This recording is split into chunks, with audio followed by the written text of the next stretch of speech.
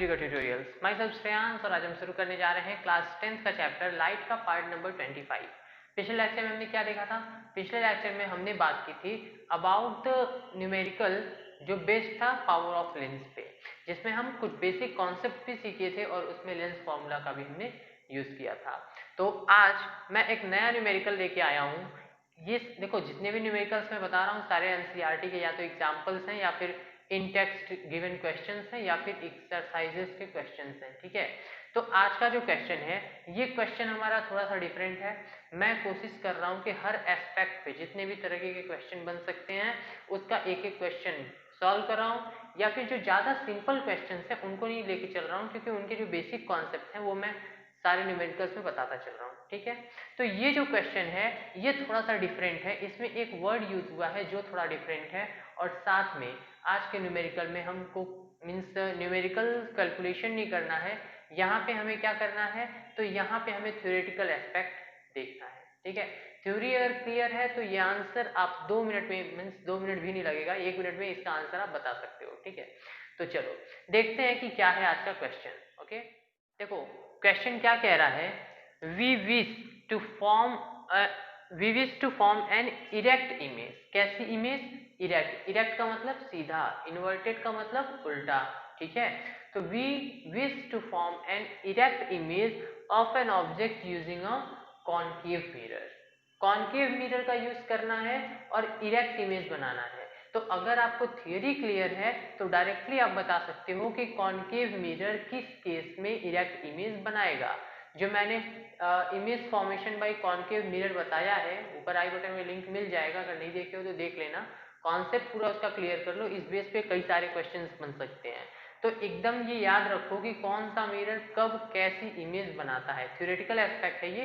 तो यहाँ पे अगर आपको पता है कि कॉनकेव मिरर किस कंडीशन में इरेक्ट इमेज बनाता है तो इसका आंसर आप डायरेक्ट लिख सकते हो। ठीक है, तो वही यूज करना है यहाँ पे, उस थ्योरी को ही यूज करना है यहाँ पे। आगे क्या कह रहा है पहले क्वेश्चन पढ़ लेते हैं। We wish to form an erect image of an object using a concave mirror of focal length 15 centimetre. Focal length कितनी दी हुई है? 15 सेंटीमीटर है। कह रहा है कि 15 सेंटीमीटर फोकल लेंथ का एक कॉनकेव मिरर है और इस कॉनकेव मिरर से हम क्या फॉर्म करना चाह रहे हैं, एक ऑब्जेक्ट का इरेक्ट इमेज। इरेक्ट का मतलब कि सीधा इमेज फॉर्म करना चाह रहे हैं। आगे क्या कह रहा है, what should be the range of distance. यही बता रहा था मैं, what should be the range of distance. यहाँ पे ये नहीं पूछ रहा है कि ऑब्जेक्ट की पोजीशन क्या हो, क्या पूछ रहा है, what should be the range of distance of object from the mirror. Object का मिरर से कितने डिस्टेंस का रेंज होना चाहिए, रेंज पूछ रहा है, खाली डिस्टेंस नहीं पूछ रहा। तो यहाँ पे ऐसे भी अगर देखोगे तो यहाँ पे डायरेक्टली आपको एक पॉइंट निकालना पॉसिबल नहीं होगा। अगर इस क्वेश्चन को आप नहीं समझोगे, आप डिस्टेंस मतलब पॉइंट निकालने की कोशिश करोगे तो पॉइंट नहीं निकल पाएगा। यहाँ पे पूछ रहा है रेंज ऑफ डिफरेंस। रेंज क्या होता है अभी देखते हैं, पहले क्वेश्चन पूरा कंप्लीट कर लेते हैं। तो कह रहा है कि what should be the range of distance of object from the mirror. Mirror से ऑब्जेक्ट की डिस्टेंस की क्या रेंज होनी चाहिए। आगे क्या कह रहा है, what is the nature and size of the image, और फिर नेक्स्ट पार्ट में कह रहा है कि ड्रॉ द रे diagram in for the image formation by concave lens in this case. इस केस में इमेज कैसे फॉर्म होगा उसका रे डायग्राम बना के भी आपको समझाना है। ठीक है, तो चलो बताता हूं मैं कि रेंज का मतलब क्या होता है। देखो, अगर राइफल वगैरह सुना है, बंदूक, गन्स, मिसाइल सुना होगा सबने। मिसाइल की रेंज, हर मिसाइल की, जब भी मिसाइल की बात आती है तो पहली चीज आती है कि इस मिसाइल की रेंज कितनी है। रेंज का मतलब कि कितनी दूर तक ये मार सकती है, मारक क्षमता कितनी है, कितनी डिस्टेंस तक ये मार सकती है। तो रेंज का मतलब होता है कि इनिशियल पॉइंट से फाइनल पॉइंट के बीच की टोटल डिस्टेंस कितनी है। अगर यहाँ से हम, यहाँ 5 किलोमीटर का माइलस्टोन है और यहाँ पे 10 किलोमीटर का माइलस्टोन है, और हम कह रहे हैं कि इसके बीच में हमें एक रेस करवानी है, तो उस रेस की अगर हम रेंज पूछें कि रेंज कितनी है तो 10 - 5 मतलब 5 किलोमीटर रेंज होगा। रेंज का मतलब कि कितने डिस्टेंस के अंदर वो चीज होनी है। ठीक है, मिसाइल कितने डिस्टेंस के अंदर मार कर सकती है। अब मिसाइल अगर यहाँ पे हम कह रहे हैं कि यहाँ से 10,000 किलोमीटर फाइट कर सकती है। तो इसका मतलब ये तो नहीं है कि यहाँ से जब मिसाइल को हम लॉन्च करेंगे तो वो यहीं पे जाके गिरेगी, एग्जैक्टली 10,000 मीटर पे ही गिरेगी, ये तो नहीं है, उसके पहले भी हम उससे युद्ध कर सकते हैं। ठीक है, मतलब क्या है कि रेंज का मतलब है कि इस टोटल डिस्टेंस में कहीं पे भी, तो कितनी डिस्टेंस के अंदर हम ये चीज अप्लाई कर सकते हैं।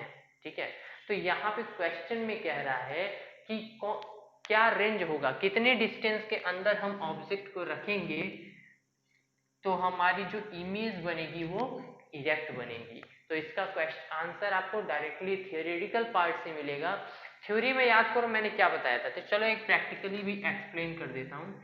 ये हमारा एक कॉनकेव मिरर है। कॉनकेव मिरर का मतलब कि रिफ्लेक्टिंग सरफेस इनवर्ड है, इधर से लाइट आएगी तो इधर से रिफ्लेक्ट करेगा। ठीक है, तो ये हमारा एक कॉनकेव मिरर है।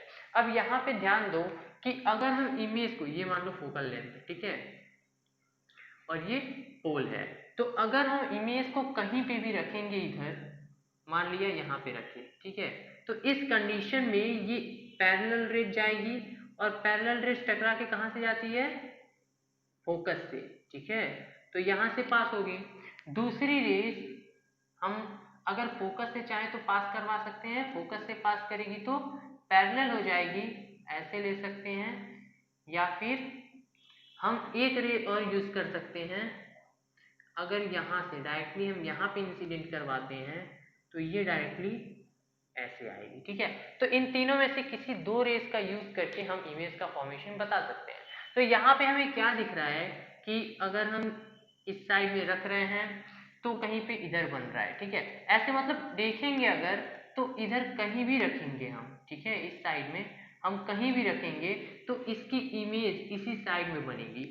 रेस रियली मेट करेंगी और रियल और इन्वर्टेड इमेज ही हमेशा बनेगा।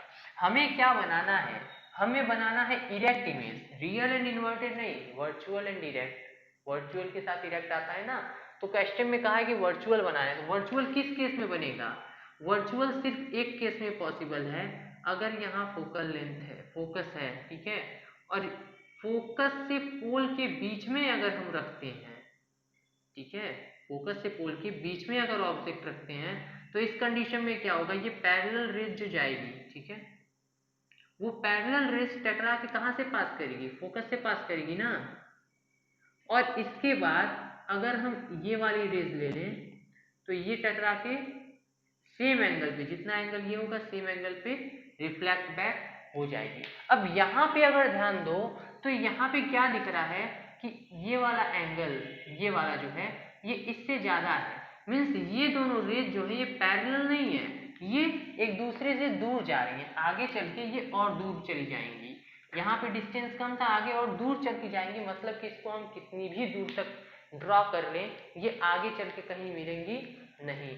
तो जब कहीं पे रेज मिलेंगी नहीं तो इस कंडीशन में इमेज फॉर्म करने के लिए हम क्या करते हैं, प्रोड्यूस बैक करते हैं। तो इस कंडीशन में हमें क्या करना पड़ेगा, इन रेज को प्रोड्यूस बैक करना पड़ेगा, और बैक प्रोड्यूस करके हमें एक पॉइंट पे ये मिलती नजर आएंगी, और जिस पॉइंट पे रेज मिलेंगी वहां पे हम कहेंगे कि हमारा इमेज फॉर्म हो रहा है।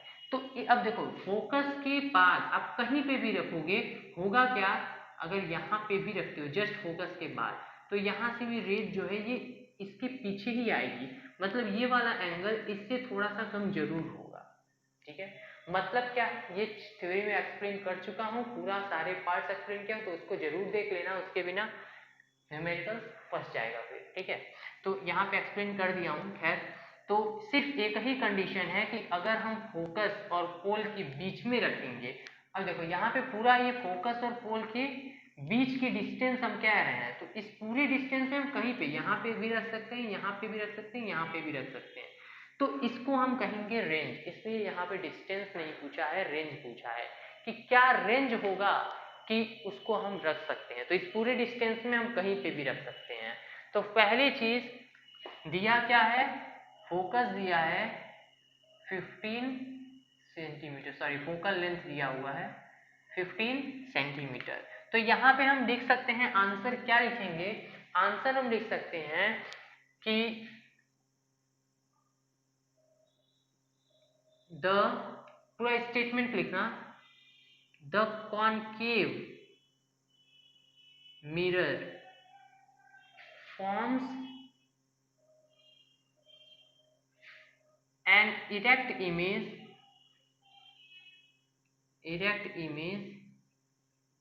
कब, if the object is placed in between क्या, तो इन बिटवीन फोकस या फोकल पॉइंट भी कह सकते हैं, in between focal point and pole of the concave mirror लिख देना, ठीक है। तो यहाँ पे क्या लिखा मैंने कि कॉनकेव मिरर सिर्फ किस कंडीशन में इरेक्ट इमेज बनाता है, यदि फोकल पॉइंट और पोल के बीच में हमारी ऑब्जेक्ट प्लेस्ड हो, ठीक है। तो the concave mirror forms an erect image if object is placed in between the focal length, that is, इसका क्या मतलब है। अब अगर क्वेश्चन के अकॉर्डिंग हमें आंसर करना हो तो पूरा लिखेंगे कि range of distance of the object from the mirror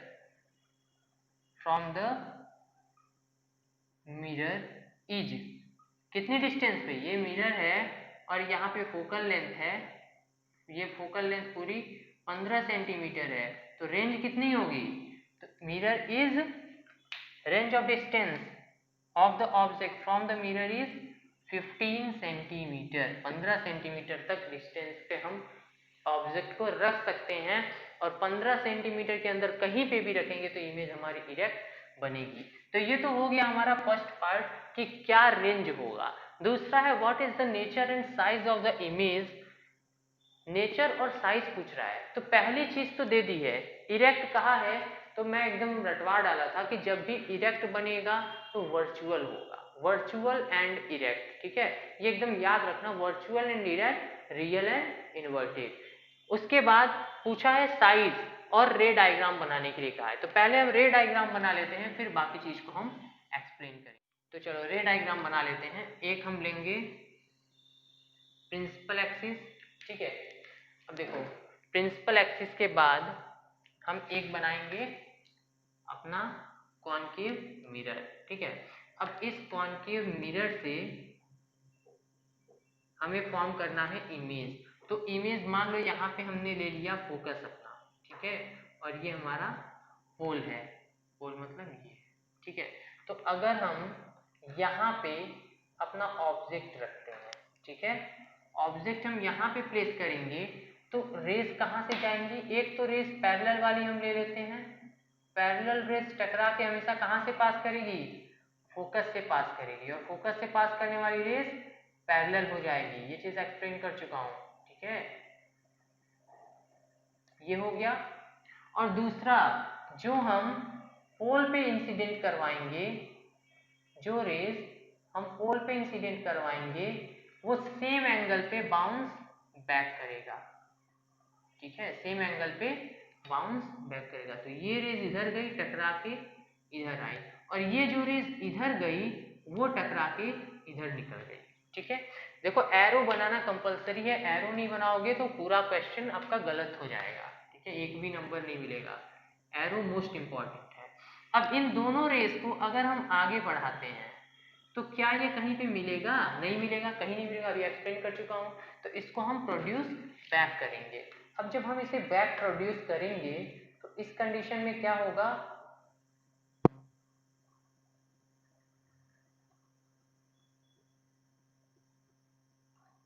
ऐसे आएगा ना कहीं पे,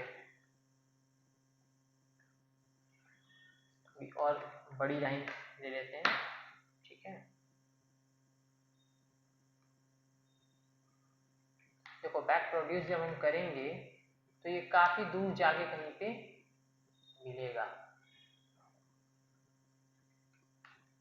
और एक चीज याद रखना, जो प्रोड्यूस बैक वाली लाइन होगी उसको पूरा मिलाना मत, कोशिश करना डॉटेड लाइन से बनाने की, तो ओके,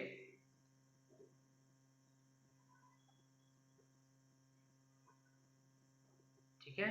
तो ये हमने बैक प्रोड्यूस करवाया, बैक प्रोड्यूस करवा के हमने एक पॉइंट पे इसको मिला दिया, और जिस पॉइंट पे ये मिलेगा उस पॉइंट पे हमारा क्या बनेगा, इमेज बनेगा, ठीक है। तो ये हमारा इमेज बन गया।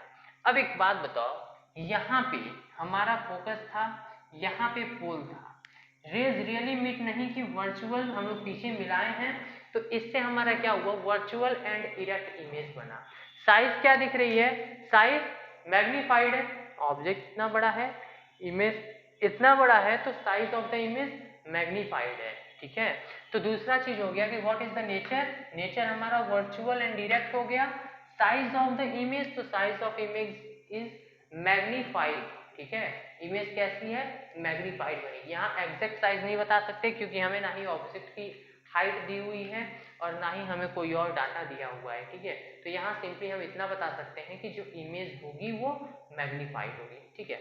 और अगला क्वेश्चन जो था कि draw a ray diagram to show the formation, ये चीज हमने बता दिया। अब यहाँ पे मार्क कर देना कि ये हमारी जो टोटल लेंथ है ये फोकल लेंथ है, ठीक है।